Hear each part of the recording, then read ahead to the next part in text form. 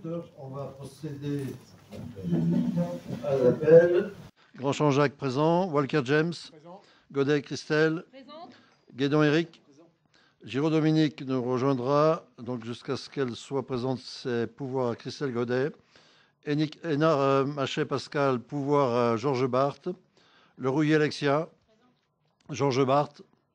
Degnaud Sylviane, Girardot Marie-Claude, Tournier Gilles, Baratet Robert, Grobel Françoise, pouvoir à Marie-Claude Girardot, De Curninge Philippe, Grobel Bernadette, Dufour Nelly, Méné Julien Marc, pouvoir à Sylviane Degnaud, Commandant Dominique, Coulombel Jérémy, Raffos Valérie, pouvoir à James Walker, Debout Jonathan, pouvoir à Éric Guédon, Arandel Stéphanie, Giglet Elisabeth, Sigvald Claude, Perrault Brigitte, Dagan Jean-Marc, Méchouk Christophe, pouvoir à Brigitte Perrault et Duvant Noël.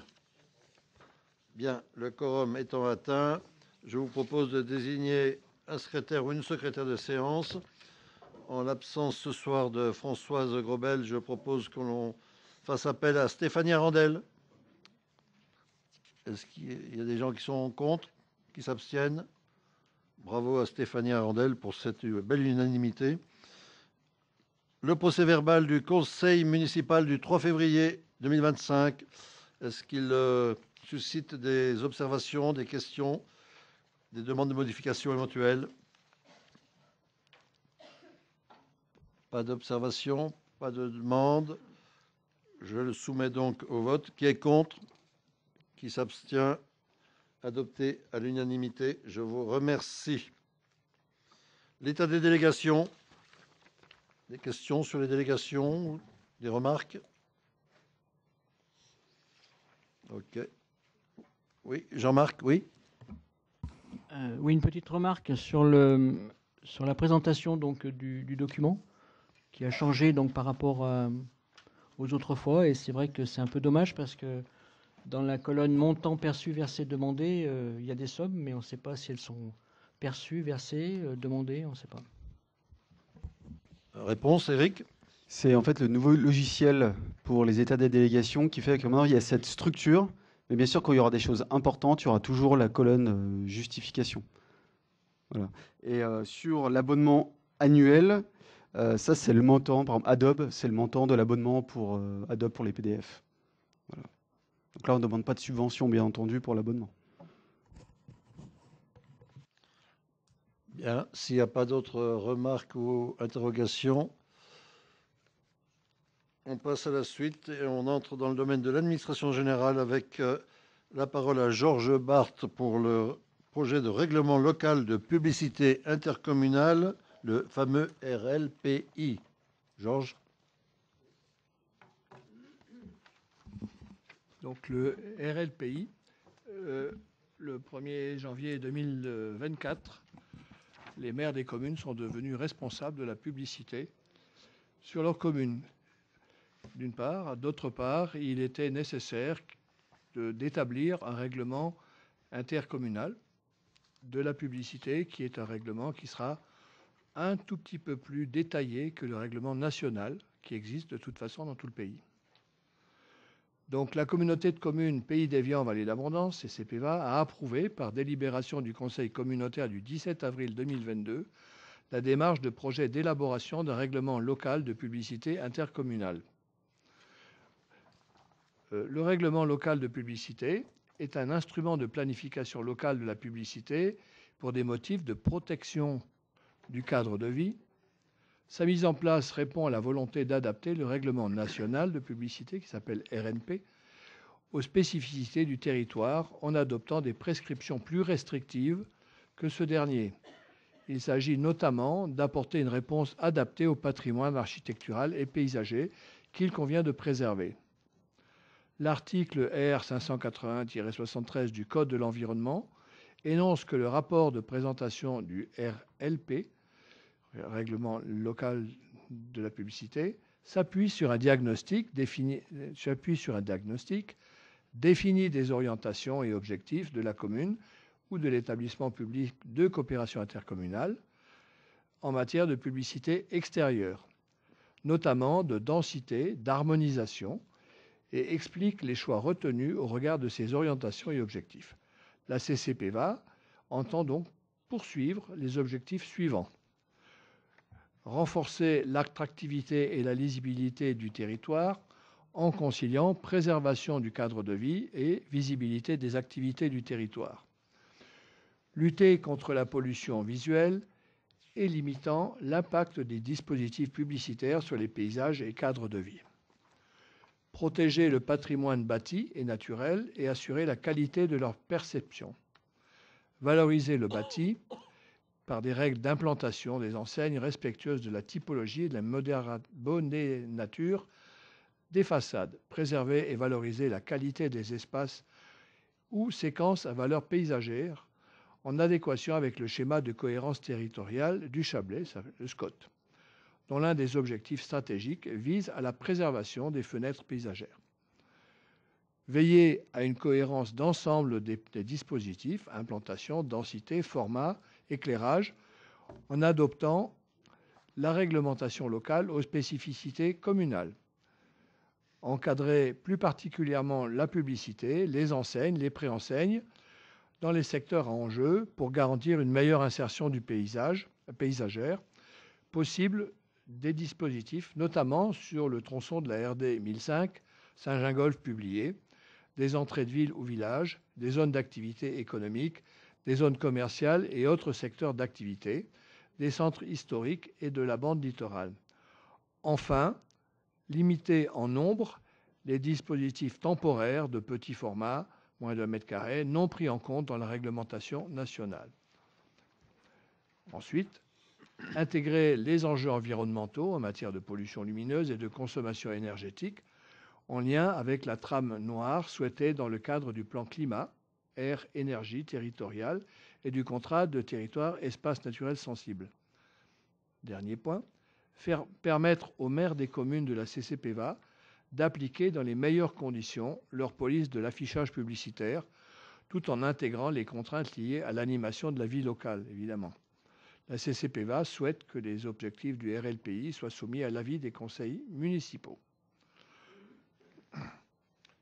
Bien. Est-ce que ce projet de RLPI soulève des interrogations, des commentaires, des questions? C'est un projet quand même qui est vertueux, d'essayer de réglementer tant qu'on faire se peut le visuel dans nos communes. On voit partout, et on n'y échappe pas aussi, on a quand même quelques endroits où on a des affichages quand même qui sont plus ou moins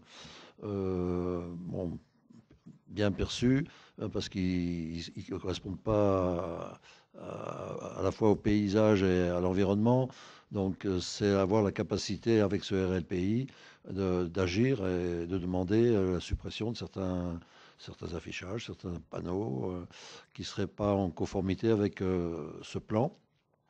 Et il reste entendu que c'est le maire, au final, qui est le seul, je veux dire, responsable en termes de sanctions, hein, auprès des administrés qui auraient ce genre d'affichage plus ou moins acceptable. Est-ce qu'il y a des questions? Pas de questions. Donc, je le soumets au vote. Qui est contre? Qui s'abstient? Adopté à l'unanimité. Je vous remercie. Je poursuis sur les ressources humaines, avec là aussi une délibération qui est un grand classique, hein, dans nos communes, la nôtre, mais les autres aussi. C'est la création d'emplois non permanents pour faire face à un accroissement saisonnier d'activité. Donc, comme chaque année, le conseil municipal peut créer des emplois saisonniers pour l'été. Le recensement des besoins donc, a été effectué auprès des chefs de service. Des arbitrages ont été proposés dans le cadre de la préparation budgétaire.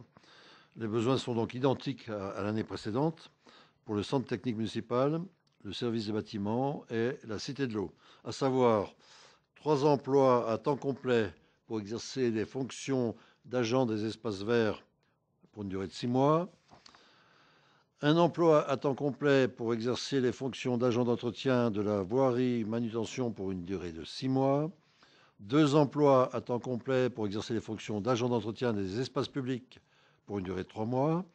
1 emploi à temps complet pour exercer les fonctions d'agent de maintenance manutentionnaire au service bâtiment pour une durée de 2 mois. Et enfin, 1 emploi à temps complet pour exercer les fonctions de sauveteur aquatique pour une durée de 2 mois. Donc là, encore une fois, je répète, chaque année, c'est le même sujet. Donc, je soumets s'il n'y a pas d'interrogation. Oui, Brigitte? Moi, j'ai pas souvenir qu'il y ait des remplacements pour 6 mois. Est-ce que vous pouvez me le confirmer ou pas? Parce que les 3 emplois à temps complet, plus l'autre temps complet, la voirie aux espaces verts, j'ai pas souvenir de ce temps de 6 mois. De 6 mois. Par Ouais. rapport aux années Si, précédentes, c'était pareil. c'est exactement la même chose. Bon, voilà. Ouais. C'est ma réponse. Non, mais ça m'avait interpellé. Merci. Merci. Est-ce qu'il y a d'autres questions? Pas d'interrogation. Je soumets au vote. Qui est contre? Qui s'abstient? Je vous remercie. Adopté à l'unanimité. Et nous passons aux affaires financières, en commençant avec Alexia Rouillet sur les tarifs des services périscolaires et extrascolaires. Il convient de revaloriser les tarifs municipaux pour l'année scolaire 2025-2026 afin de tenir compte de l'évolution des charges de fonctionnement impactant les services municipaux. Générés par le contexte économique inflationniste et de poursuivre la politique de la municipalité en faveur d'un accès privilégié des publics rhin, et notamment des plus fragiles, aux activités et aux services proposés par la commune. Il est ainsi proposé cette année une augmentation de 1% pour la restauration scolaire, donc inférieure à l'inflation, 2% pour l'accueil de loisirs et 3% pour les semaines multi-activités de l'accueil jeune. Il est précisé que malgré ces évolutions, les tarifs demeurent bien inférieurs au coût réel du service, le reste à charge étant intégralement financé par la commune. Bien. Est-ce qu'il y a des... Oui, Brigitte? Moi, je voudrais juste une question. Il y a toujours des tarifs hors commune. Aujourd'hui, où en sommes-nous au niveau des enfants hors commune? Tu as le chiffre? Pas en quantité, en présence, enfin, au niveau des enfants, quoi. Alors, sur les tarifs, par exemple, sur la cantine... Non, c'est Non, pas ça. c'est sur le nombre d'enfants, c'est ça? Le nombre d'enfants, parce qu'au jour d'aujourd'hui... Sandra? Alors, on n'en a plus beaucoup. Ouais, Oui. Sandra, regarde. non, mais parce qu'on peut s'interroger. C'est vrai qu'il y a 10 ans, on en avait 70, donc je pense qu'aujourd'hui, on avait déjà bien réduit. Donc aujourd'hui... A priori, c'est plus ça, oui. On a grandement réduit. Sandra est en train de... Non, mais on avait déjà... Donc au moins qu'on arrive pratiquement à 0, quoi. Alors, merci. On n'est pas tout à fait à 0, mais... Oui. Ouais. Oui. Voilà, par exemple, quelqu'un qui déménage, l'enfant est en CE1. Ah, pardon. Oh, super. Quelqu'un qui est en CE1, par exemple, on ne peut pas... Enfin, tu le sais, Brigitte, voilà, on doit le garder jusqu'en CM2 s'il souhaite rester. Donc, on en aura toujours un fonds, je dirais dans les 25-30, mais je peux vous chercher le chiffre exact pendant que vous regardez les tarifs. S'il te plaît. Voilà. C'est bon, bien, merci. Donc, on aura le chiffre avant la fin de la séance. Bien, bravo. S'il n'y a pas d'autres questions, je soumets au vote. Qui est contre? Qui s'abstient? Adopté à l'unanimité. Je vous remercie. Et je passe la parole à James Walker pour les tarifs du centre sportif et du centre nautique. Bien, il convient de revaloriser les tarifs de la Cité de l'Eau pour l'année scolaire 2025-2026 afin de prendre en compte l'évolution des charges de fonctionnement. Nous visons à fréquentation équivalente, augmentation des recettes de 2,3%, sans augmentation pour les publics rhin. Donc l'objectif pour nous, c'est de maintenir tels quels les tarifs pour tous les habitants de Publier. Vous avez eu l'annexe 6 avec le détail, je ne pense pas m'être trompé quelque part, on a bien maintenu les tarifs des publics rhin. Je vous rappelle que l'inflation est là et qu'il faut bien faire avec. On a pris 5% en 2022, presque la même chose en 2023 et 2% en 2024. À un moment, on est bien contraint d'ajuster les tarifs. Voilà, monsieur le maire. Bien, y a-t-il des remarques ou des questions? Non. Non. Eh bien, je soumets au vote qui est contre, qui s'abstient. Adopté à l'unanimité. Je vous remercie et on passe au débat d'orientation budgétaire. Bien, je risque d'être un peu long. Il y a toujours un choix où on fait un débat d'orientation budgétaire court et un budget long, où on fait un débat d'orientation budgétaire un peu long et on essaie pour le budget de se concentrer uniquement sur les chiffres. Le débat d'orientation budgétaire ouvre les discussions sur les priorités et les évolutions de la situation financière de notre collectivité, préalable au vote du budget primitif. En fait, l'idée, c'est de donner lieu à une présentation d'un rapport sur les orientations budgétaires et les engagements pluriannuels de la commune, ainsi que sur la structure et la gestion de la dette. À cette occasion, nous présenterons nos objectifs concernant l'évolution des dépenses réelles de fonctionnement, qui est une des nouvelles obligations qui nous est donnée. Je pense que c'est une bonne obligation. Le rapport donnera lieu bien sûr à un débat et nous en prendrons acte par une délibération spécifique. Donc, pour ceux qui ont parfois un doute, on devra voter comme quoi le débat a bien eu lieu. Sur le contexte, bien vous le connaissez tous, guerre en Ukraine, conflit au Moyen-Orient, renforcement des tensions Iran-Israël, avec en plus au niveau des États-Unis l'élection d'un nouveau président qui fait peser un certain nombre de risques sur tout le monde, tarifs douaniers en augmentation pour les entreprises européennes, et puis je dirais une politique surtout très imprévisible. Le rapprochement entre les points de vue russes et américains sur ce qui se passe en Ukraine en est une illustration assez étonnante. Plus proche de nous, la zone euro, on peut constater qu'elle peine à se redresser avec une croissance qui serait inférieure à 1% en 2024 et une économie allemande qui a longtemps été un peu fer de lance de notre économie européenne qui aujourd'hui est à l'arrêt. Surtout ce qui, je me rapproche de plus en plus de nous, nous marque profondément, c'est l'instabilité politique et économique française qui, il faut bien le dire, et ça ne nous arrange pas, nous le verrons ensuite, ralentit l'évolution des taux longs à la baisse. L'inflation devrait continuer à ralentir en 2025. La Banque de France l'estime à 1,6 contre 2 en 2024. Et nous disions les chiffres tout à l'heure pour 2023 et 2022. Dans ce contexte, on a une instabilité politique qui est sans précédent, avec une loi de finances qui a dû repasser 2 fois pour être finalement adoptée le 14 février 2025. Une loi de finances qui nous bouscule un petit peu. Pour la deuxième année consécutive, après les prévisions de la Cour des comptes, le déficit public s'est notablement dégradé en 2024, avec une dette publique qui culmine désormais à 3 000 milliards. Oui, c'est ça. 3 300 milliards de dette publique avec une charge d'intérêt qui avoisine les 60 millions d'euros. C'est une dégradation assez exceptionnelle, assez inédite pour ceux de ma génération qui ont connu des finances publiques équilibrées. C'est même assez déstabilisant. Si on regarde la situation financière des collectivités, on constate qu'en moyenne en France, les recettes de fonctionnement des communes ne suivent pas les dépenses. En d'autres termes, les recettes progressent moins que les dépenses. Et c'est également notre cas dans la commune, nous verrons ça tout à l'heure.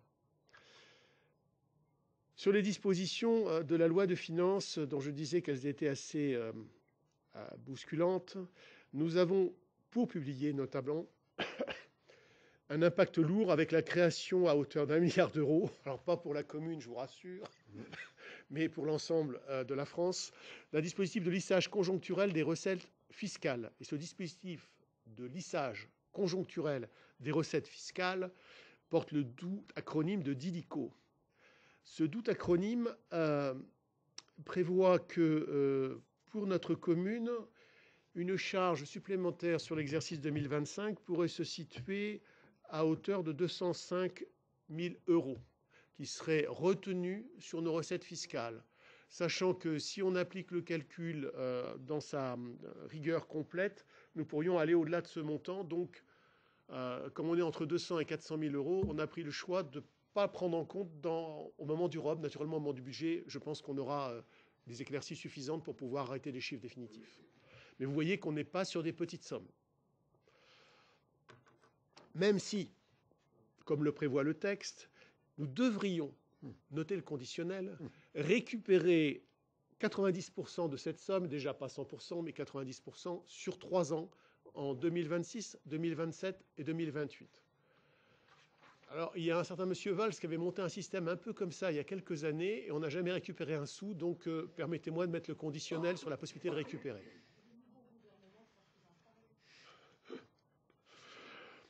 Il va peut-être leur donner la mauvaise idée de... Oui, mais comme il avait eu la mauvaise idée de ne pas rembourser, j'ai quelques doutes. Excusez-nous de ce petit aparté avec Madame Giglet. Sur les dotations, eh bien, les dotations sont définies aujourd'hui comme la variable d'ajustement des concours de l'État aux collectivités territoriales. Notez la joliesse de cette formule, variable d'ajustement. Donc nos dotations qui remboursent qui ont vocation à se substituer à des recettes qui autrefois étaient des recettes directes pour les communes, ces dotations sont désormais considérées comme une variable d'ajustement.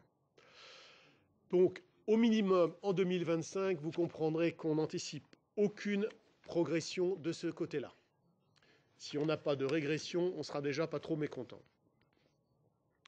Là-dessus, vous ajoutez l'augmentation de 12% des cotisations employeurs à la caisse de retraite des collectivités territoriales, dont 3% dès cette année, impact sur la commune environ 80 000 euros.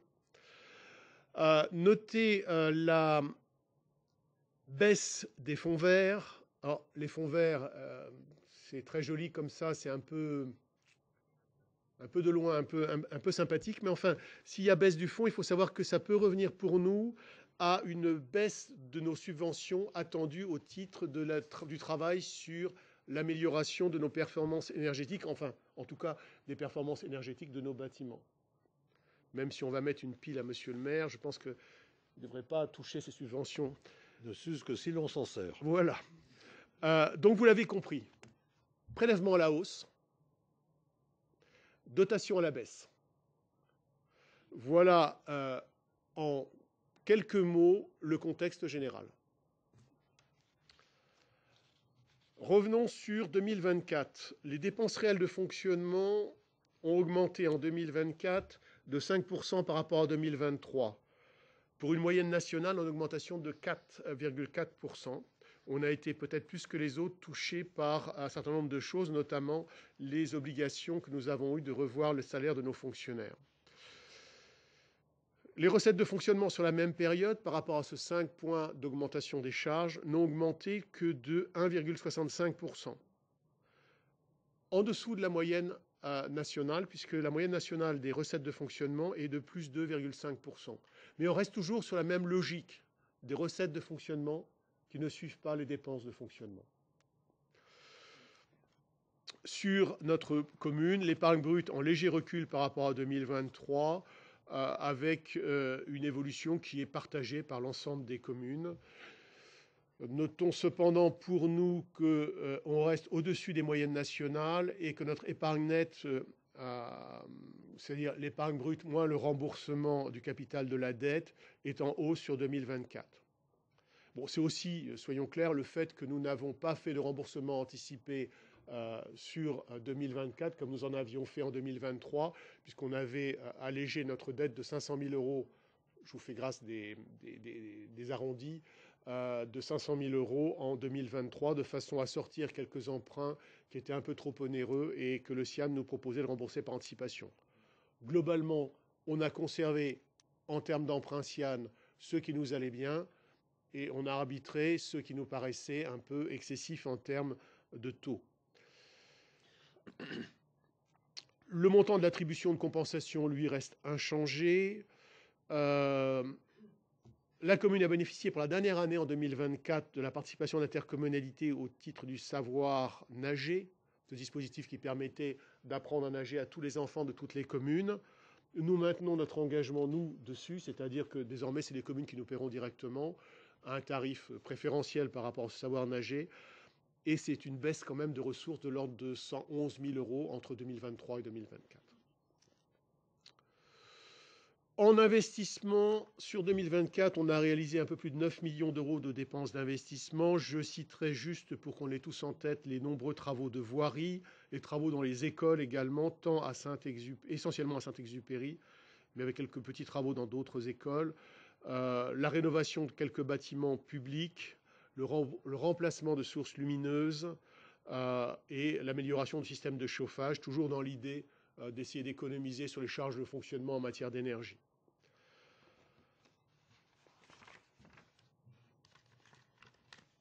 Tous ces investissements, parce que 9 millions, rappelons-nous, hein, ensemble, dans les années 2020, on nous disait la commune n'est pas capable de conduire plus de 4 millions, 5 millions d'euros par an.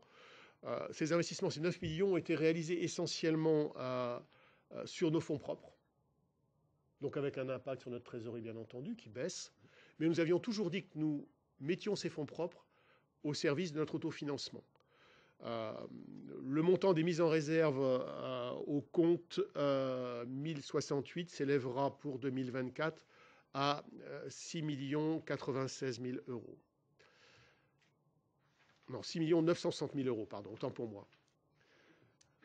Nous avons une part des subventions dans les investissements communaux qui a continué à progresser. 1,26 million hors reste à réaliser. Ça a progressé par rapport à 2023 de près de 24%. Profitons-en tant qu'il reste un peu d'argent au département. Le fonds de roulement fin 2024 diminue de 3,9 millions pour s'établir à 5,18 millions.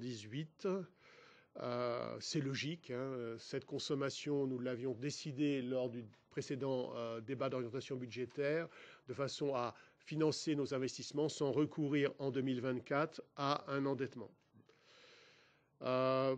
Sur les relations financières avec l'intercommunalité, on a reçu 2 subventions et un faux de concours pour un ensemble de 82 000 €. C'est donc tout à fait à la marge par rapport à l'ensemble de nos investissements. Le résultat cumulé de fonctionnement sur la période 2024 est de 5 871 000 €. Point très important, la structure de la dette. Notre dette continue à baisser, indépendamment des remboursements anticipés qu'on a fait en 2023, et nous terminons l'année 2024 à 15,8 millions d'endettement. On peut surtout relever que l'encours de la dette sur le nombre d'habitants en 2022 était de 2 625 €, 2 286 € en 2023 et 2021 € en 2024. Mais la réduction de notre dette n'est pas un objectif absolu. Nous concevons l'endettement comme une capacité pour réaliser nos investissements. Hein, tout comme on a dit, on continuera à puiser sur la trésorerie jusqu'à atteindre un équilibre en termes de fonctionnement, mais l'objectif d'une commune n'est pas d'accumuler des fonds propres, c'est bien d'investir.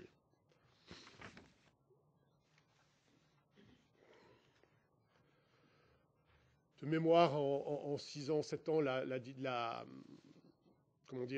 de la commune a été divisée par 2. Je ne m'attarderai pas sur les ratios budgétaires. C'était dans les documents. Si vous avez des questions, vous ne manquerez pas de me les poser. Pour aller directement aux modalités de définition des orientations budgétaires 2025. On a adressé au service une lettre de cadrage. Un peu rude, je le reconnais, mais une lettre de cadrage qui a porté ses fruits. D'abord, c'est de poursuivre le travail d'identification des pistes d'économie et toutes les solutions alternatives pour chaque poste de dépense. Ensuite, c'est d'actionner le levier de la mutualisation dès que possible, afin de réduire encore une fois les dépenses, de justifier toute demande de crédit par rapport à l'exercice 2024, pas d'augmentation systématique. Maîtriser les évolutions de charges de personnel en réinterrogeant l'organisation à chaque fois qu'un départ est constaté. Et d'optimiser bien sûr recettes, et plus particulièrement, je pense, au financement externe, c'est-à-dire les subventions et les tarifs municipaux.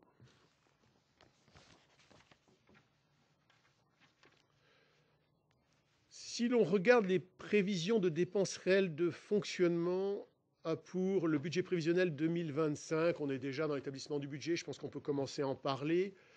Les charges réelles de fonctionnement sont évaluées à 15,5 millions en 2025, soit une progression de 0,86%. On reste donc en dessous d'une progression de 1%. On s'est fixé d'être en dessous de l'inflation sur la progression des dépenses réelles de fonctionnement, ce qui nous paraît être un raisonnement sain. Les charges à caractère général sont en légère baisse. Il est vrai on espère profiter d'une perspective de baisse sur le coût de l'énergie, de l'ordre de 7%, nous dit le CIAN, ce qui représente une centaine de milliers d'euros, et ce qui nous a bien aidé dans cette logique de limiter la progression des charges réelles de fonctionnement. Je vous rappelle qu'on est dans un budget. Donc, dans le budget, toujours une logique, les charges, on ne les minimise jamais. On prévoit les charges aussi larges que possible, de façon à se réserver une marge de manœuvre. Sur les charges de personnel, elles sont en hausse. Je noterai quand même, au regard de cette hausse de 145 000 euros, l'augmentation de 3% du taux de cotisation patronale aux caisses de retraite des fonctionnaires des collectivités locales, ce qui représente déjà 80 000 euros. La hausse de cotisation de l'URSSAF d'un point qui représente pour nous un peu moins de 26 000 euros.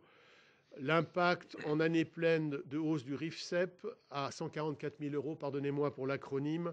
Le RIFSEP, c'est très joli. C'est le régime indemnitaire tenant compte des fonctions, des suggestions, de l'expertise et de l'engagement professionnel. J'espère que vous avez apprécié ce morceau de bravoure.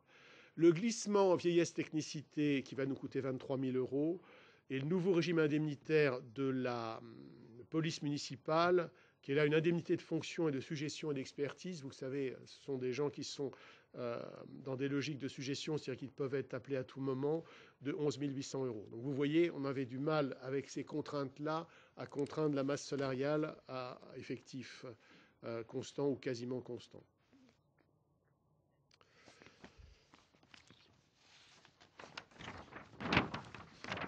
J'en profite pour respirer un peu. Sur les autres charges de gestion courante, elles augmenteraient de l'ordre de 47 000 euros, avec une subvention aux écoles qui progresse pour prendre en compte l'augmentation du nombre d'élèves, une subvention exceptionnelle qu'on va verser au budget annexe port, mais on reviendra là-dessus pour une trentaine de milliers d'euros. On aura nécessairement des admissions en non-valeur et créances éteintes, on les prévoit à 17 000 euros. Et puis la reconduction du montant des subventions aux associations, malgré nos baisses de recettes, qui seraient de l'ordre de 400 000 euros pour les subventions aux associations. Les orientations budgétaires 2025, elles restent comme les 3 années précédentes, prioritairement axées sur les services à la population, social, sport, petite enfance, éducation jeunesse, vie locale, pour 38% des dépenses réelles de fonctionnement, et puis amélioration du cadre de vie pour 32%. Vous avez une représentation graphique pour simplifier l'appréhension de tout cela. C'est ce que vous voyez sur le graphe qui est projeté actuellement à l'écran. S'agissant des reversements de fiscalité, il est prévu d'inscrire au budget 2025 500 000 euros de prélèvement au titre du Fonds national de péréquation des ressources communales et intercommunales. Vous savez que c'est un reversement qui nous coûte cher tous les ans. On a prévu une petite marge de manœuvre dans le contexte que j'ai défini tout à l'heure, parce que je me méfie des idées géniales de nos camarades qui ont besoin d'argent au niveau national. Sur les prospectives de dépenses de fonctionnement, vous avez, ça c'est un paragraphe qu'on n'avait pas l'an dernier, sauf erreur de ma part. Donc on projette les dépenses de fonctionnement sur 2026-2027. Nous nous sommes articulés sur des charges caractère général à 2% de progression par an, maximum. Bon, bien entendu, si l'inflation nous fait grâce de baisser et continuer de baisser, on pourra probablement aller en dessous. Mais encore une fois, sur les charges, dans un budget ou dans des perspectives budgétaires, on ne prévoit jamais au plus juste. Charge de personnel 2,5. Et une particularité dans ce tableau qui ne vous a pas échappé, les charges financières. À partir du moment où on est dans une logique où on va devoir emprunter, nos charges financières vont augmenter. Prévision des recettes réelles de fonctionnement. Alors là, on est à l'inverse des charges, on essaie d'être plus prudent, c'est-à-dire en ayant des estimations inférieures aux recettes que nous pourrions attendre du simple fait de nos calculs. Sur les recettes des services publics locaux, nous avons prévu une baisse de 161 000 euros. Stabilité des produits d'occupation de domaine public, par contre, en espérant que nous pourrons progresser de ce côté-là. Dynamique des bases d'imposition, on se limite à l'augmentation des bases décidées au niveau national. On ne prévoit pas d'augmenter les impôts locaux. Mais bien sûr, pour le particulier, il y a l'augmentation des bases de 1,7%. Nous l'avons vu tout à l'heure, stabilité de l'attribution de compensation. Au niveau de la CCPVA, il n'y a pas de projet pour baisser notre attribution de compensation. Et puis la suppression du dispositif du savoir nager qui va nous coûter quelque chose comme 75 000 euros entre 2024 et 2025. Je considère que les communes continueront à vouloir que leurs enfants dans les écoles apprennent à nager, donc on aura quand même une petite ressource de ce côté-là. Du fait de réévaluation notable des tarifs municipaux appliqués en 2024 pour prendre en compte l'augmentation des charges de fonctionnement, on a décidé de maintenir autres que les périscolaires et la Cité de l'eau, un certain nombre de tarifs. Je vous le disais tout à l'heure, la logique est de faire en sorte que les publierains ne connaissent pas d'augmentation de tarifs, ce qui fait qu'on augmentera de façon un peu plus conséquente les tarifs des non-publierains.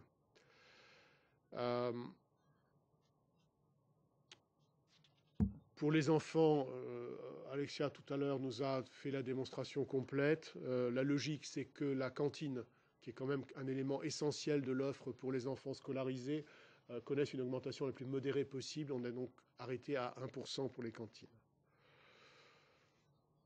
Les recettes de fiscalité des ménages sont estimées à environ 4,9 millions pour 2025. Toutefois, la commune devrait être éligible au dispositif d'IDICO dont je vous ai parlé tout à l'heure. Alors, l'écart de calcul entre les calculs que j'assume à 205 000 euros et le maximum qui pourrait être possible à 364 000 euros, eh bien, on est un petit peu encore dans le flou et on va attendre quelques semaines pour pouvoir prendre ça en compte, notamment le prendre en compte dans l'arrêté des budgets, parce que ça me paraît important à ce moment-là d'avoir un chiffre aussi exact que possible et aussi proche de la réalité que possible. Je le redis, il n'y a pas de perspective d'augmentation des taux à la main de la commune sur les impôts fonciers et sur les taxes d'habitation qui sont encore dues par la résidence secondaire. J'en profite pour m'adresser à ceux qui ont des logements vacants. Non, il n'est pas plus intéressant de payer la taxe sur les logements vacants que de payer la taxe sur résidence secondaire. Donc, je dis ça parce que récemment, on a parlé d'un logement vacant dans un endroit extrêmement connu de notre commune, qui est le port Ripaille. Et je pense que cette personne aurait tout intérêt à payer la taxe des résidences secondaires plutôt que la taxe sur les logements vacants. Et si je me fais le chantre de cela, c'est parce que la taxe sur les résidences secondaires rentre dans la commune, la taxe sur les logements vacants va au national et nous n'en voyons aucune goutte. D'accord? Donc je pense que nous militerons tous pour expliquer à ces braves gens que la taxe sur les résidences secondaires d'abord apporte à la commune, mais surtout est beaucoup moins chère que la taxe sur les logements vacants. Prévision des dépenses d'investissement. L'année 2025 marquera encore la poursuite des grands investissements du mandat. Je pense notamment à la construction et l'amélioration des groupes scolaires, l'installation d'un chauffage réversible à Thomas Pesquet. Il ne faudrait pas oublier Thomas Pesquet dans tous nos projets. Une climatisation de la cuisine à Simone Veil. Je vous rappelle que Simone Veil a été rénovée, mais pas les locaux de cantine. Tout cela entre Saint-Exupéry, Simone Veil et Thomas Pesquet, c'est un investissement de près de 3,8 millions sur l'exercice 2025. La nouvelle salle des fêtes, on est à 4,7 millions. Travaux d'une supérette, je dirais presque enfin, 115 000 euros. Il nous faut remettre le bâtiment accessible pour pouvoir lancer un appel à projet et avoir une supérette au chef-lieu. Et également toujours des travaux d'amélioration de la voirie, de sécurisation des voies et réseaux, et l'amélioration de la performance énergétique. Il est clair que selon tout ce qu'on s'est dit jusqu'alors sur une certaine vague à l'âme dans nos ressources, ou un certain vague à l'âme dans nos ressources, il y aura quelques projets qui devront glisser, mais ce sera plutôt au niveau de la voirie qu'au niveau des écoles. Les restes à réaliser 2024 s'élèvent à 1,1 million. Vous avez eu dans les documents qui vous ont été adressés le tableau des autorisations de programme et crédits de paiement. Vous en avez vous avez celles qui disparaîtront logiquement parce que les programmes sont terminés, comme la rénovation de la mairie. Et puis vous en avez une qui disparaît, qui est l'autorisation de paiement dépenses imprévues, parce qu'elle doit être clôturée chaque année. Donc celle de 2024 disparaît et nous en avons une nouvelle qui apparaît en 2025 qui correspond à 2% des dépenses réelles d'investissement. C'est pour ça que le chiffre est au centime près, puisqu'on est sur 2% des dépenses réelles d'investissement, mais on attendra le budget pour arrêter les chiffres définitifs. Des questions là-dessus? Non, pas tout de suite. La répartition des dépenses montre la priorité donnée en 2025 à la vie locale, avec la construction de la salle des fêtes à destination des habitants et des associations, la réhabilitation de la médiathèque, qui représente aussi une dépense importante, et l'amélioration du cadre de vie au secteur de l'enfance, du sport, et puis un petit effort sur la mobilité également. Donc on est toujours sur les mêmes orientations sur tout ce qui est le cadre de vie quotidien des publiés-rhin. Les excédents cumulés des exercices antérieurs reportés permettront de couvrir une partie du besoin de financement, mais on devra le compléter, je vous l'ai évoqué tout à l'heure, par un recours à l'emprunt. Prévision de recettes réelles d'investissement, bien sûr, on restera toujours dans la logique de la prudence pour les recettes. Nous escomptons quand même un fonds de compensation de TVA, le fameux FCTVA de 1,2 million. Je vous rappelle que le premier projet de budget national prévoyait de réduire ce fonds de compensation de la TVA, mais que ça a été abandonné dans le projet 2. Donc ça, c'est une bonne nouvelle, on en a au moins une. Et puis les subventions d'investissement, à fin janvier, on avait un peu moins de 74 000 € de notifiés, auxquels s'ajoutent bien sûr les 1,8 million de notifications antérieures. Donc nous sommes à 1,9 million de subventions d'investissement notifiées qui seront utilisées pour nos investissements. Le recours à l'emprunt sera nécessaire en 2025, je vous l'ai déjà dit à 2 reprises, mais j'insiste pour que personne ne soit surpris. Au regard du rythme des réalisations des investissements, nous le budgétons à 4,3 millions. On arrêtera ce chiffre définitivement au moment de l'arrêté du budget. Profil de la dette. Profil de la dette, nous avons aujourd'hui une dette qui est saine. J'entends par là qu'elle est entièrement à taux fixe et qu'elle comporte 19 emprunts. Et que tout ce qui devait être traité de façon dynamique l'a été en 2023, on l'a déjà vu ensemble. La dette au 31 décembre est de 15,8 millions. Budget annexe port, en 2024, les droits de port ont rapporté 38 000 €. Il sera donc nécessaire de doter le budget port pour faire face à l'entretien courant et à son gardiennage. Vous avez vu des écritures de façon un peu plus importante que ces chiffres-là dans les comptes. Je vous rappelle que ce sont les demandes de la DGFiP de prendre en compte et d'amortir à la fois les frais d'études qui avaient été faits sur le port lui-même. Je ne parle pas de la ZAC, je parle juste du port, et quelques subventions qui avaient été également reçues dans les années antérieures mais qui n'avaient pas été amorties. Donc, on ne délibérera pas, on ne vous proposera pas d'augmenter les tarifs du port cette année 2025 pour une raison simple, qui rejoint d'ailleurs ma remarque sur les prospectives des dépenses de fonctionnement. Nous arrivons à l'échéance de la concession avec l'État. Donc, il est difficile, alors qu'on est à l'échéance de la concession, de présenter une prospective et inutile de prévoir des augmentations de budget, même pour équilibrer, des augmentations de tarifs, même pour équilibrer les budgets.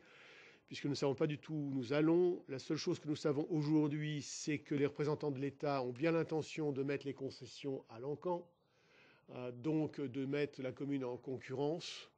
Nous verrons ce qu'il en sera. Je vous rappelle quand même que c'est un budget déficitaire chez nous. Et je peux guère en dire plus pour l'instant. Budget ZAC. Le budget ZAC, en 2025, on laissera 50 000 € de budget de frais d'études.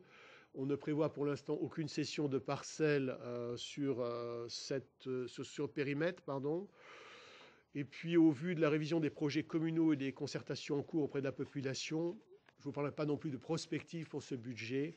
Sur les dépenses réelles de fonctionnement, malgré la contrainte, je ne sais pas comment faire de prospective alors qu'on est encore en train de discuter avec la population sur quel est l'avenir de cette zone-là. Budget annexe cimetière, vous savez qu'il retrace uniquement les ventes de caveaux, achat et vente de caveaux. Je préférerais plutôt dire mise à disposition, parce que je vous rappelle que la réglementation est très stricte.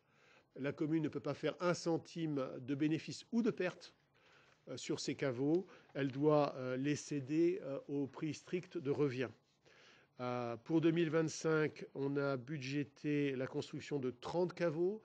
On vous a d'ailleurs présenté lors d'un précédent conseil les frais d'études de façon à pouvoir avancer rapidement la construction, puisque la tranche que nous avions décidée il y a maintenant 2 ans, 3 ans, commence à être épuisée. Compte tenu du fait qu'on fait 30 caveaux, je pense qu'on n'a pas besoin de prospective sur ce sujet, puisqu'on peut espérer tenir jusqu'à au moins 2027 quand même à ce rythme-là. Alors excusez-moi, tout ceci était un peu long, je l'entends, mais je pense qu'il était nécessaire de faire un point aussi large que possible afin de mieux comprendre et d'appréhender les chiffres du budget. Vous l'avez compris, je suis un peu perplexe devant le déséquilibre entre nos recettes et nos dépenses, et surtout par les hypothèques qui pèsent sur nos recettes du fait d'un État qui essaie au maximum de racler nos réserves et nos ressources. Monsieur le maire, sur cette remarque qui m'est toute personnelle, je propose à monsieur le maire de reprendre le débat. On va reprendre. Pour rester maintenant, dans l'ordre. on va se livrer justement à ce débat. Alors moi, c'est peut-être, j'ai la chance par rapport au niveau national, c'est qu'au niveau communal, je peux faire entièrement confiance à mon ministre des Finances. Donc ça, c'était quand même un appui et une force. Simplement, revenir sur quelques grandes lignes. Hein. On ne recourt pas à l'augmentation de la fiscalité. On va recourir à l'emprunt de façon raisonnable, hein, tout en respectant notre taux d'endettement à des proportions intéressantes, encore intéressantes. On maintient quand même une forte politique d'investissement. Donc ça, c'est quand même des sujets essentiels. Et puis, on a demandé, James insiste à chaque fois, un maximum d'efforts à nos chefs de service. Ça, je voudrais vraiment saluer leur travail parce qu'ils passent un véritable jury devant nous, service par service, pour venir défendre leur budget, et en particulier sur le budget de fonctionnement, où James est quand même très, très vigilant à juste titre. Donc, il y a un réel effort qui a été fait par les services. Donc, après, on a quelques surprises, malheureusement. Le DILICO, on devrait l'appeler d'ailleurs l'ILICO, c'est parce que c'est illico. Je reçois une lettre du préfet qui me dit on va vous prendre 205 000 € au bas mot. C'est comme ça que ça se passe. Donc c'est pour nous récompenser de la bonne gestion des finances du niveau national. Et ça commence à bien faire. Le procès d'intention qui est fait aux collectivités locales de façon incessante, il est insupportable. J'ai déjà eu l'occasion de le dire. Nous gérons notre budget convenablement. Et donc pour nous remercier, on va casquer pour ceux qui ne le gèrent pas convenablement. C'est absolument lamentable. Et pas étonnant après que l'État soit en déliquescence. Hein, quelle légitimité il peut avoir aujourd'hui? Et encore, je le dis souvent, il n'y a plus que les communes qui ont de la légitimité aujourd'hui. Combien de temps ça va durer? Je ne sais pas. Ça, c'est très inquiétant. Voilà. Donc maintenant, parlons de ces orientations budgétaires. Elisabeth? Oui, quelques questions. Évidemment, on sait qu'il y a des investissements et il était important de les faire. Pour les écoles, ça aussi, on est bien conscient qu'il y avait des réhabilitations et à refaire l'école. J'ai juste une petite question. mais c'est de la curiosité plus qu'une une réflexion. Quand vous parlez d'adaptation des locaux, qu'est-ce que c'est comme adaptation? C'est pour des personnes à mobilité réduite, parce que vous parlez de la médiathèque et vous parlez réhabilitation. Voilà, c'est ma question. Vas-y, James, sur la médiathèque, si tu veux. Oui. Oh, je ne sais pas, c'est peut-être plutôt Oui. notre, Sylviane Sylviane. Ou Les Eric. dépenses de Allez. remise en niveau de la médiathèque. Bon. Vous savez qu'on avait des problèmes avec la moquette. Ouais. On avait quelques problèmes de cette nature-là.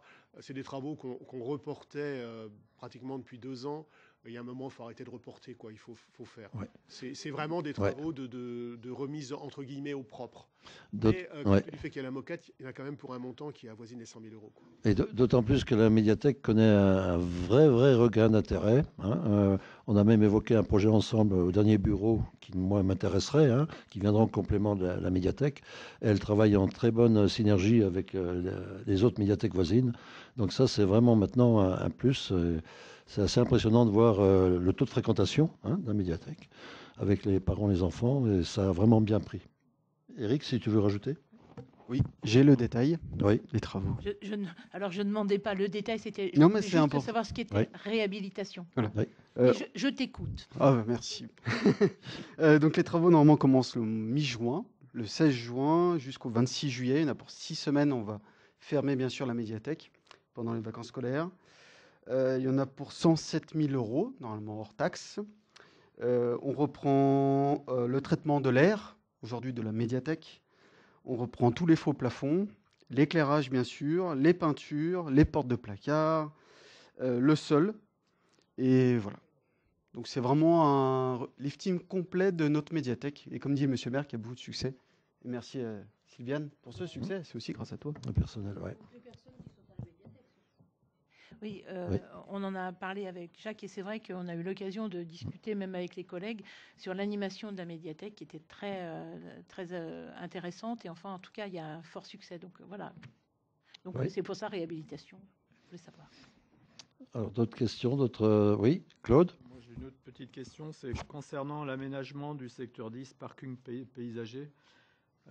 Eric, tu pourrais nous rappeler ce que c'est que ce... Parce que c'est quand même un gros investissement de 2,3 millions. On sait qu'aujourd'hui, on est dans une situation quand même délicate, pas forcément de la commune, mais au niveau national. Donc, à un moment donné, est-ce qu'il ne serait pas plutôt, quelquefois... intéressant de repousser un petit peu ces gros investissements plutôt que d'emprunter alors qu'on n'est pas trop sûr aujourd'hui de la situation internationale. Je te remercie beaucoup pour la question. On s'est posé la question aussi. Oui. Et c'est vrai qu'on a beaucoup de dépenses sur les bâtiments aujourd'hui. Aussi, on fait encore des travaux sur le centre nautique. Cette année, il faut à tout prix qu'on diminue notre consommation énergétique pour qu'on ait une souplesse sur nos budgets. On peut voir que juste une baisse de 7%, on économise quand même fortement sur le budget de fonctionnement. Donc on veut continuer là-dessus, c'est important pour les futurs budgets. Et sur les travaux de voirie, en fait, au début du mandat, on a repris un peu le projet de l'école d'Amphion.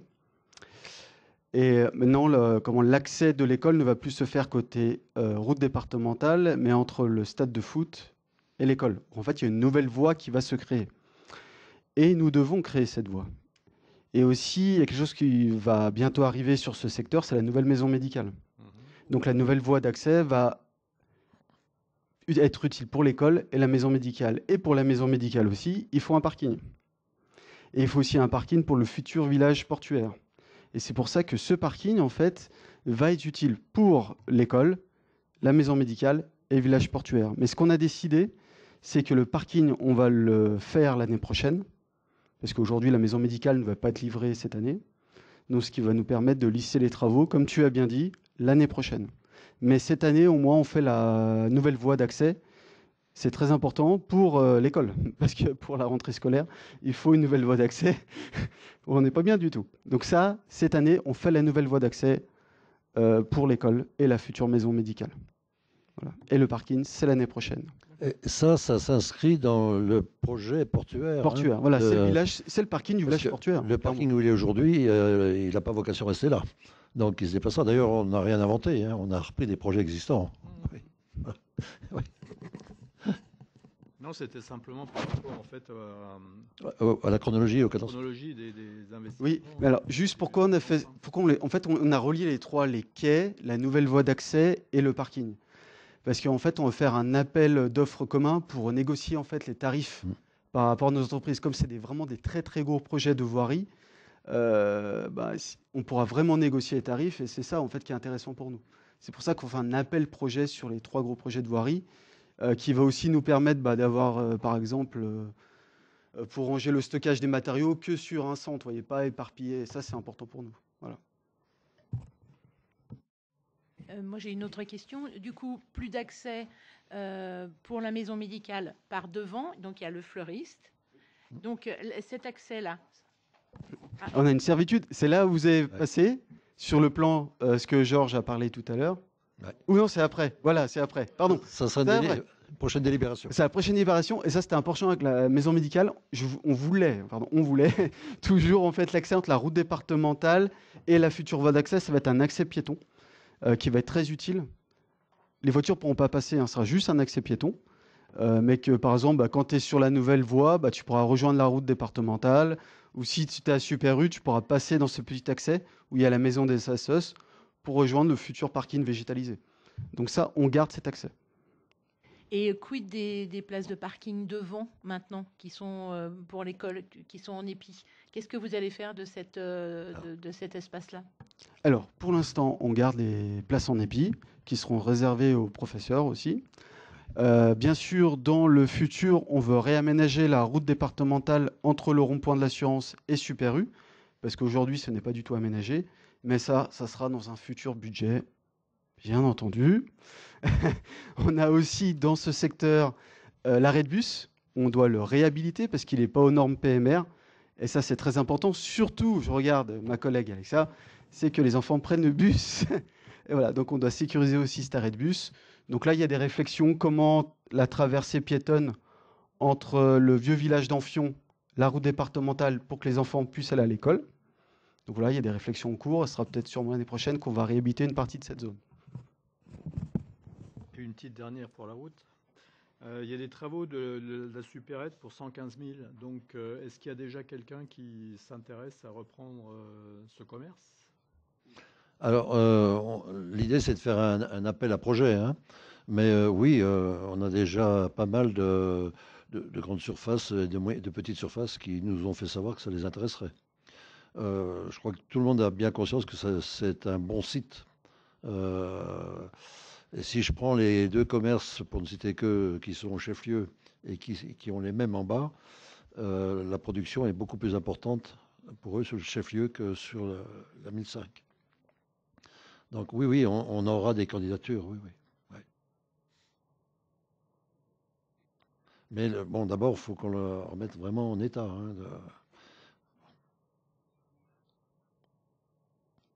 Bien. Est-ce qu'il y a d'autres questions, des remarques? Non, pas d'autres.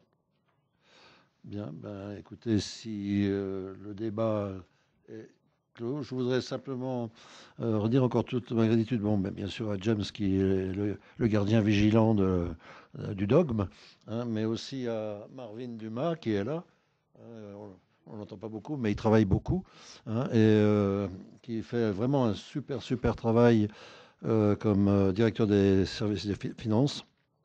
Et ce que j'apprécie chez lui, bon, évidemment sa compétence, mais c'est son soin pédagogique, hein, la pédagogie qu'il apporte à son service, à la fois pour ses personnels, mais aussi pour des élus comme moi qui sont un peu moins doués de compréhension budgétaire et financière que James. Donc c'est très intéressant d'avoir avec Marvin quelqu'un sur qui on peut aussi s'appuyer. Et puis bien sûr Stéphanie Lecaloc, notre directrice générale des services, qui est évidemment à la confluence de tous les services. Un grand merci à eux. Et sur cette parole, je vous propose donc de voter sur le fait que nous prenions acte de ce débat d'orientation budgétaire. Est-ce qu'il y a des abstentions? Est-ce qu'il y a des votes contre? Bien. Eh bien, écoutez, je vous remercie. À l'unanimité, donc, le conseil municipal a pris acte de la réalisation de ce débat d'orientation budgétaire 2025. Et je redonne donc maintenant la parole à Alexia pour les affaires scolaires et le règlement intérieur des services périscolaires et extrascolaires. Avant, je vais revenir sur ta question, Brigitte, tout à l'heure, pour te répondre. Donc, sur les enfants hors commune, on a 11 familles de concernés, ce qui nous fait 18 enfants, donc 3 enfants d'enseignants, sur un total de 593 familles et 815 enfants scolarisés sur la commune.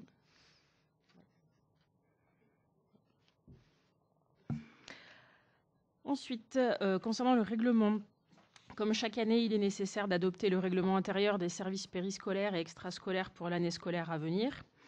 Les modifications validées par la commission Enfance, Jeunesse, Affaires scolaires portent sur l'ajout d'une mention sur la facturation et le paiement, réclamation à faire avant la date limite de paiement mentionnée sur la facture, respect et discipline, paragraphe un peu plus explicite, notamment sur le respect que doivent avoir les parents, aussi bien en termes de règlement qu'envers le personnel municipal. Une modification des conséquences en cas de manquement répété, une durée déterminée par l'autorité territoriale, de 1 mois à définitif. Sur la restauration, il est précisé que les enfants sont incités à goûter chaque plat. Ajout d'une précision sur les goûters fournis par les parents, que ce soit au périscolaire ou à l'étude. Ce dernier devra être facile à consommer, sous emballage et supporter sans dommage les variations de température. Les pénalités, ajout de la mention lors de la non-inscription à l'accueil périscolaire du matin. Enfants malades pour le péri et l'extrascolaire. Modification du texte car les médecins ne veulent plus faire de certificat.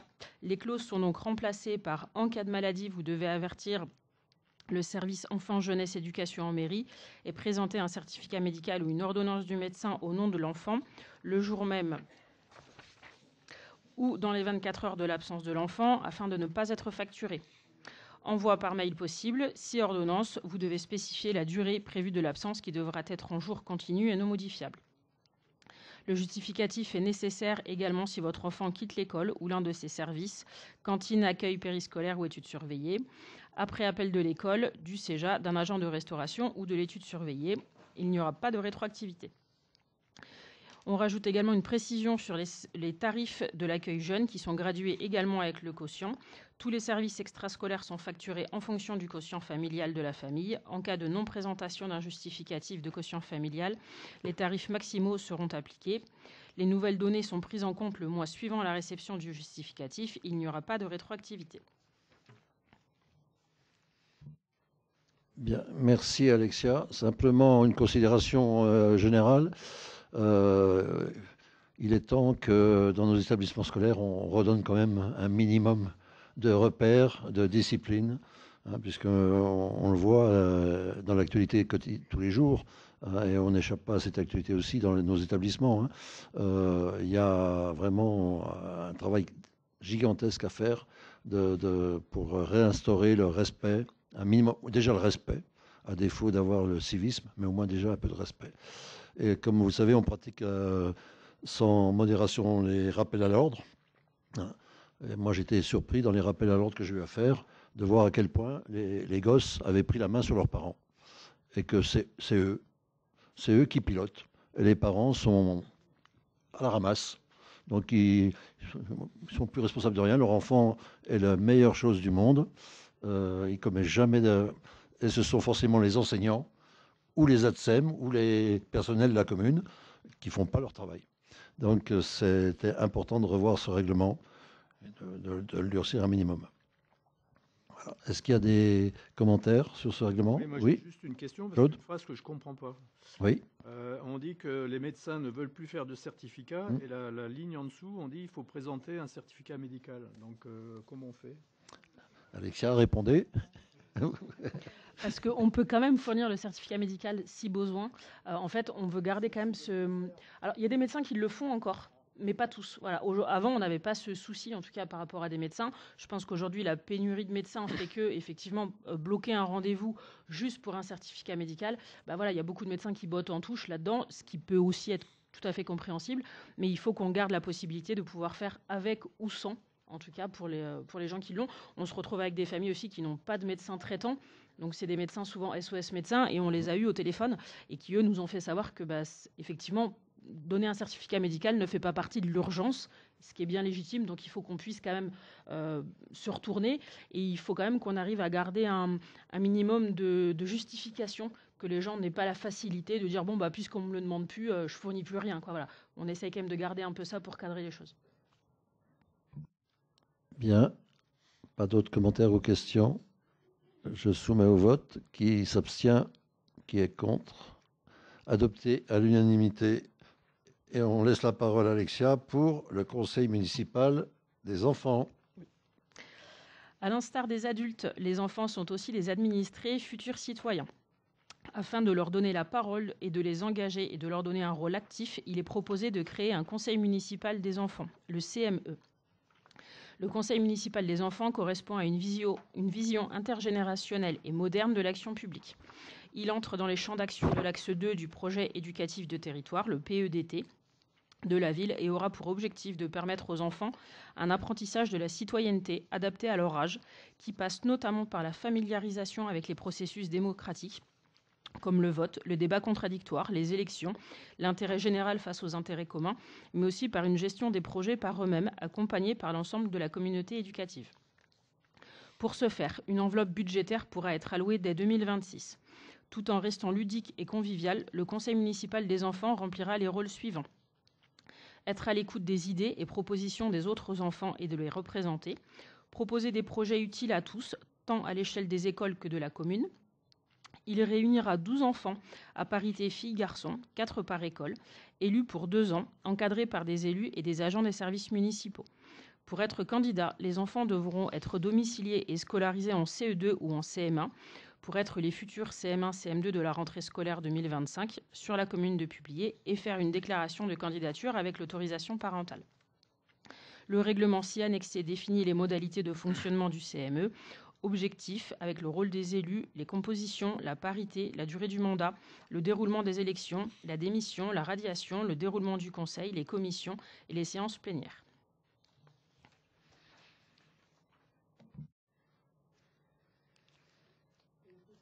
Oui, Brigitte. Dans le règlement du conseil municipal, je crois que c'est l'alinéa 12, je vois le comité de pilotage. Quels seront les élus référents? Est-ce que ce sera la commission ou est-ce que ce sera d'autres élus? Réponse. Alors, ce sera des élus du conseil municipal. On est en train de définir, on en a 3. Aujourd'hui, on aimerait un 4e, en tout cas pour en avoir un par école, et que les enfants aient un élu référent sur chaque site.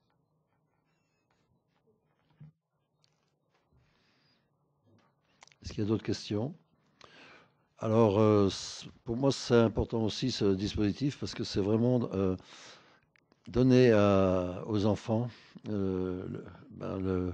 l'intérêt du collectif, de la vie communale, les initier. Et on a déjà pas mal d'enfants que je connais qui sont partants, hein, qui veulent faire. Hein. Donc c'est intéressant. Du coup, les parents adhèrent aussi au projet. Et bon, c'est comme ça qu'on arrivera peut-être à réconcilier un peu notre société avec son monde politique et la politique dans le bon sens du mot politique, c'est-à-dire la gouvernance de la cité. On s'est un petit peu égaré en France sur ce domaine-là. Est-ce qu'il y a des commentaires et questions d'autres? Non? Bien, je vous soumets au vote cette délibération. Qui est contre? Qui s'abstient? Donc, Conseil municipal des enfants approuvé à l'unanimité. Je vais prendre la parole maintenant pour la candidature appel au label Ville active et sportive. Donc, comme vous le savez, nous avons une vingtaine d'infrastructures et équipements sportifs qui sont répartis sur tout le territoire, 29 associations sportives. Donc, pas de doute, nous sommes une commune qui a un tropisme pour le sport. Et ce n'est pas d'aujourd'hui. Donc, ça mérite d'être mis en valeur. Cette politique sportive qui est menée aujourd'hui œuvre en ce sens. Bon, l'idée, c'est de développer le sport pour tous, en accompagnant le tissu associatif par l'octroi de subventions municipales, bien sûr, mais c'est aussi la mise à disposition gratuite d'équipements sportifs, c'est l'animation du territoire au travers de manifestations, d'événements à caractère sportif. Donc nous souhaitons poursuivre ces actions en faveur du sport en déposant une candidature au label Ville active et sportive. Donc ce dispositif est piloté par le Conseil national des villes actives et sportives et composé de membres de l'Association nationale des élus en charge du sport et de l'Union Sport et Cycle. Tout ça est placé sous le patronage du ministère des Sports, de la Jeunesse et de la Vie associative, soutenu également par l'Agence nationale du sport. C'est donc un label qui contribue au développement d'un maillage territorial de plus en plus important et qui fédère les acteurs du monde sportif et des villes autour d'une ambition commune. Donc il s'agit de récompenser et de valoriser les initiatives, les actions, les politiques sportives cohérentes, la promotion des activités sportives physiques ou ludiques sur un territoire, sous toutes leurs formes, accessibles au plus grand nombre et tout au long de la vie. Pour obtenir ce label, nous devons remplir un dossier de candidature et le transmettre au comité de labellisation avant le 7 avril 2025. Donc ce dossier est constitué. Il sera donc présenté en temps et en heure à ce comité de labellisation. À partir du dossier de candidature, des critères qui seront fournis dans le cahier des charges, le comité nous attribuera une note qui déterminera le niveau attribué avec un laurier, peut-être 2, je ne sais pas. Ce label est accordé pour une durée de 3 ans. Aucune participation financière n'est demandée aux candidats. La labellisation est entièrement gratuite. Ça mérite d'être souligné parce que souvent, dans des labels, ce qui les intéresse le plus, c'est la cotisation que verse la commune. Donc, là aussi, c'est une opportunité à ne pas laisser passer. Je l'évoquais aussi ailleurs. Tout le monde, il faut le rappeler aux utilisateurs, à tous les utilisateurs quand même de nos installations et à nos élus locaux, qu'ils apprécient tous ces installations, mais que je trouve que leur solidarité économique et financière est très, très, très modeste, est inexistante. Donc c'est quand même, on est, je pense, un cas unique en Haute-Savoie d'une commune qui a investi autant d'argent à elle seule pour garantir des activités physiques. Ce qui n'est d'ailleurs pas une situation normale, on ne le dira jamais assez. Mais bon, c'est comme ça. Hein, et donc, je ne comprendrais pas que nous ne soyons pas reconnus par ce label sur ce domaine-là. Hein. Et il faudra toujours se battre encore pour que la pratique des sports soit un jour gérée peut-être à un autre niveau que la commune. Mais ça aussi, c'est un sujet sur lequel on se bat depuis des lustres. Hein, moi, je considère que le sport et la culture sont du niveau d'un territoire et pas d'une commune. Donc je sais qu'on est beaucoup d'élus à être d'accord là-dessus. Bon, simplement, quand une commune paye comme on le paye nous, ben, évidemment que les autres ne viendront pas spontanément nous proposer leur aide financière. Mais en tout cas, c'est un vrai sujet et ce label devrait nous aider à défendre ce point de vue. Voilà. Est-ce qu'il y a des interrogations, des questions? Donc je vous soumets cette délibération au vote. Qui est contre? Qui s'abstient? Adopté à l'unanimité. Je vous remercie.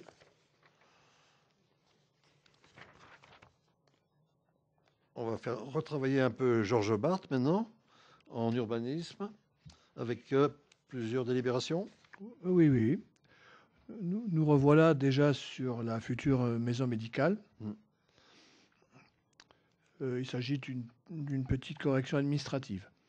Le conseil municipal a approuvé par délibération numéro DE 2024-114 du 16 décembre 24, c'est tout frais, la cession des parcelles cadastrées AI 139 et AI 392 à la société Santé Alpes. Il s'agit de la Maison Blanc, bien entendu. Cette dernière a informé la commune, courant du mois de janvier, de la constitution d'une tierce société ad hoc pour ce projet, la SCCV publiée. Il convient dès lors de modifier la délibération initiale suspensionnée afin d'acter cette subrogation. Santé Alpes a changé un petit peu de nom. De plus, la délibération prévoyait la cession partielle des parcelles AI 39, 6 sous le clos, et AI 392, 6, 801 avenue de la Rive, pour une contenance respective de 154 m² et 1764 m², en vue de la réalisation d'une voie de desserte depuis la rue du Port, on en parlait tout à l'heure, et la constitution d'une servitude de passage à usage public sur une portion de la parcelle AI 392. Après mise à jour des études du projet, il apparaît en définitive nécessaire de céder la totalité des parcelles pour une contenance de 316 m² l'une et 1765 m² l'autre, et d'adapter l'emprise de la servitude de passage sur la parcelle AI 392. L'estimation des domaines portant déjà sur la totalité des parcelles, il n'y a pas eu lieu de modifier les autres conditions de cession, notamment le prix de 600 000 € net vendeur pour ces parcelles et la maison. Monsieur le maire, s'agissant d'une petite correction administrative. Bien, je pense qu'il n'y a pas vraiment matière à débattre, donc je soumets tout de suite au vote. Qui est contre? Qui s'abstient? Adopté à l'unanimité. On poursuit, Georges. Oui. Alors, là aussi, ça relève presque du fait divers, mais il faut qu'on le traite en conseil municipal. Il a été constaté qu'une partie de la parcelle cadastrée AL 150 appartenant à, je ne peux pas vous le dire parce que c'est public, empiétait sur la voie publique. Il convient donc de régulariser cette anomalie foncière en prononçant l'acquisition de cette emprise représentant une surface de 115 m² en vue de la classer dans le domaine public au prix d'1 € symbolique. Il est précisé que la valeur n'a pas été estimée par les domaines car inférieure au seuil de consultation fixé à 180 000 €. L'acte d'acquisition sera reçu par l'étude Persson, Baudard, Petitpas, Bon, notaire à publier, aux frais de la collectivité. Monsieur le maire. Bien, je veux dire, même arguments que tout à l'heure. Je ne pense pas qu'il y a matière vraiment à débattre sur ce sujet. C'est une régularisation. Je soumets au vote. Qui est contre?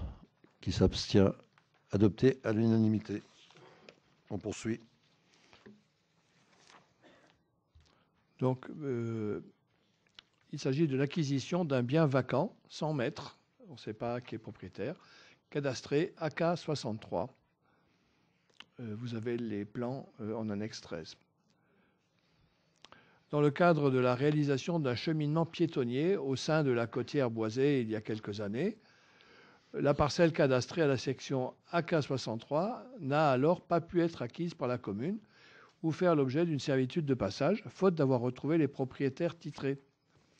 En effet, bien que le propriétaire de l'époque ait été considéré comme propriétaire de la parcelle à l'époque de la création du chemin, selon les données communiquées par les services du cadastre, 2 notaires sont arrivés à la conclusion identique que rien ne permettait aujourd'hui d'attester que cette dernière parcelle était effectivement, du fait de l'absence de titre. La personne est depuis décédée et aucun héritier ne s'est manifesté. La parcelle étant concernée par le projet de société de sobriété hydrique, REUT, il s'agit simplement de la Société des eaux et des viands qui fait remonter ses eaux industrielles pour s'en servir pour arroser le golfe. Donc le système REUT, mené par la Société des eaux et des viands, c'est l'occasion de régulariser cette situation. En application du Code général de la propriété des personnes publiques, sont considérés comme n'ayant pas de maître les biens qui, notamment, n'ont pas de propriétaire connu et pour lesquels, depuis plus de 3 ans, les taxes foncières n'ont pas été acquittées, ont été acquittées par un tiers. De plus, il est considéré que le propriétaire d'un immeuble n'est pas connu s'il n'existe aucun titre de propriété publié au fichier immobilier des services de la publicité foncière ou livre foncier, ni aucun autre document cadastral susceptible d'apporter des renseignements quant à l'identité du propriétaire, ce qui s'avère bien être le cas pour ce terrain. Les biens qui n'ont pas de maître appartiennent à la commune sur le territoire de laquelle ils sont situés, sauf si elle renonce à exercer ce droit. Ainsi, la commune publiée peut se porter acquéreur de ce bien dans le cadre d'une opération d'intérêt général. Le public a été informé de la procédure par un avis publié dans le Dauphiné et affiché en mairie.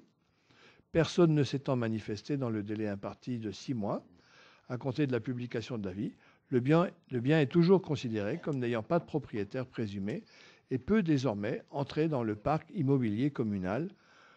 En conséquence, il est décidé de poursuivre la procédure de bien s'en mettre. Monsieur le maire. Bien. Pas de commentaires particuliers ou de questions. Là, on est dans le cadre d'une procédure tout à fait réglementaire. Les 6 mois écoulés, pas d'identification de propriétaire. Donc, logiquement, on devient propriétaire de cette parcelle. Et s'il n'y a pas de questions, je soumets évidemment au vote. Qui est contre? Oui, Jean-Marc? Est-ce qu'on a la superficie de cette parcelle? Oui. Oui. Je vais la donner là. AK 01. AK 63. Attends que je la reprenne.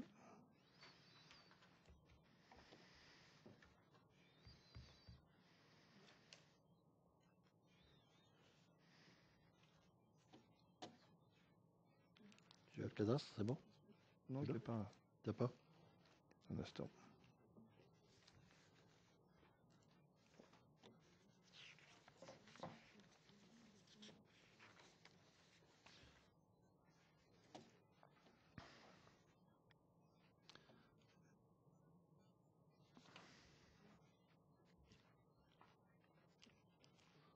Bon, on t'en donnera la réponse après. Là, donc, on va vérifier avec le cadastre. AK 63, c'est une petite parcelle, là. Oui. Bon, on va poursuivre donc sur les. Donc là aussi, je soumets au vote. Qui est contre? Qui s'abstient? Adopté à l'unanimité. On poursuit sur les 2 autres délibérations sur les servitudes de passage qui sont toujours liées au dispositif REUT. Georges, on poursuit. On poursuit. Donc, Jean-Marc, on donnera la surface exacte. Ouais. Donc, constitution d'une servitude de passage sur la parcelle AI 266. Donc, toujours dans le cadre de REUT. Il y a quelques années, des chemins piétonniers ont été aménagés. Attendez voir que je retrouve bien la bonne parcelle. Oui. Il y a quelques années, des chemins piétonniers ont été aménagés à travers la costière boisée sans qu'aucune convention de servitude ne soit actée avec les propriétaires privés concernés. Le projet de sobriété hydrique REUT, mené par la Société des eaux minérales d'Évian actuellement, est l'occasion de régulariser la situation. En effet, le tracé prévu emprunte essentiellement ces chemins piétonniers en tréfonds, parmi les quelques parcelles appartenant à des propriétaires privés se trouve notamment la parcelle cadastrée AI 266. Pour rappel, il s'agit de poser 2 canalisations afin d'alimenter en eau industrielle l'usine d'embouteillage et de réutiliser les eaux de process industriels pour arroser le golfe. À noter qu'une canalisation y a déjà été posée en 2018 dans le cadre du projet RIO. Après échange avec les propriétaires, les consorts Intel, ces derniers ont accepté de consentir une servitude de passage à la commune. Cette servitude est consentie sur une largeur de 4 mètres et une longueur de 29 mètres linéaires environ, conformément au plan annexé. Cette servitude de passage fera l'objet d'une compensation financière de 12 500 € forfaitaire versée par la Société des eaux minérales d'Évian. L'acte de constitution de servitude de passage sera reçu par l'étude Persson, Baudard, Petitpas et Bon, notaire à publier aux frais de la collectivité. Monsieur le maire. Bien, on reste dans la poursuite, mais vas-y, oui, Claude. La suivante, en fait, qui est à peu près la même, oui. La même délibération. Moi, je m'étonne quand même que, d'une part, on verse 12 000, enfin, que la SEM verse 12 500 pour 29 mètres linéaires, et le coup d'après, on a 2 500 € pour 84 mètres linéaires. Alors après, c'est une négociation entre les propriétaires et la Société des eaux. Ouais. Donc, on peut pas, on n'a pas la main. D'accord, ok. Donc ça veut dire qu'en fait, y en a un qui sait beaucoup mieux. Il y en a un qui s'est peut-être mieux débrouillé que l'autre, voilà. effectivement. Ah oui. Le problème qu'on a rencontré, c'est que ces chemins piétonniers ont été créés, c'était une très bonne idée, mais sans tenir compte qu'on était sur des propriétés privées. Donc aujourd'hui, il faut régulariser au mieux. C'est l'occasion de régulariser, oui. Oui. C'est pas la commune, en fait. Non, non, on n'a pas la main sur les négociations de prix. Monsieur le maire. Bien. Ceux-là se sont bien débrouillés. Oui. Pour du petit boisé, il doit avoir 3 francs au mètre, quelque chose comme ça. Ouais. 3 euros au mètre, pardon. Ouais. Bah oui. Ben, tant mieux pour eux. Bon. Donc je soumets au vote. Qui est contre, qui s'abstient, adopté à l'unanimité. On fait la petite sœur juste derrière. Oui, sa petite sœur. Donc constitution d'une servitude de passage sur la parcelle AV 195. Ce sera l'annexe 15. Il y a quelques années, je vous redis la même chose, les chemins piétonniers ont été... Mais je dois vous le redire. Je ne vous le répète pas, alors attendez. Alors, parmi les quelques parcelles appartenant à des propriétaires privés, se trouve notamment la parcelle cadastrée AV 195. Après échange avec la propriétaire, cette dernière a accepté de consentir une servitude de passage à la commune. Cette servitude est consentie sur une largeur de 4 mètres et une longueur de 84 mètres linéaires environ, conformément au plan annexé. Cette servitude de passage fera l'objet d'une compensation financière de 2 500 € forfaitaire versée par la SAEM. L'acte de constitution de servitude sera reçu par l'étude Persson-Baudard-Petit-Pas-Bon, notaire à publier aux frais de la collectivité. Monsieur le maire, même motif, même punition. Bien, pour cette dernière délibération, servitude, toujours la même chose. Je soumets au vote. Qui est contre, qui s'abstient, adopté à l'unanimité. Et avec cette dernière délibération, nous en terminons pour ce conseil. Juste une petite communication. Ce matin, comme chaque mois, on fait le point de l'activité du mois précédent avec la police municipale. On a eu deux petites affaires. Il y a eu un vol de matériel chez l'artisan qui est juste à côté de la mairie, qui s'est fait voler dans son fourgon tout son matériel. Et on a eu une personne âgée qui s'est fait voler sa carte bancaire au distributeur. Donc les deux cas sont en voie de résolution parce que les caméras produisent bien et que donc on a exactement les films qui vont bien pour la police nationale. Donc la police nationale est en train d'identifier et de traiter ces deux sujets-là. Donc c'est encore une fois, c'est un sujet de satisfaction parce que ne faut jamais se satisfaire de l'insécurité, mais on va continuer densifier un peu la sécurité au vu de ce qu'on constate sur les différents secteurs. Voilà. Oui. Il faut quand même savoir qu'Annemasse a reçu Gérard Darmanin et donc ils ont mis beaucoup de policiers, c'est très bien, ils ont beaucoup sécurisé Annemasse, mais du coup, le délinquant se déplace et il va sur des communes où il y a moins de... Voilà. Alors on est content pour les gens d'Annemasse. On vient me demander s'il faut faire un arrêt du CEVA en Fion parce que ça va débarquer. Facile celle-là. Mon homologue de Bon à Chablais, lui, il voit bien avec le CEVA. Oui. Très bien. Écoutez, merci à toutes et à tous. Je vous souhaite une excellente soirée et ne partez pas sans avoir signé.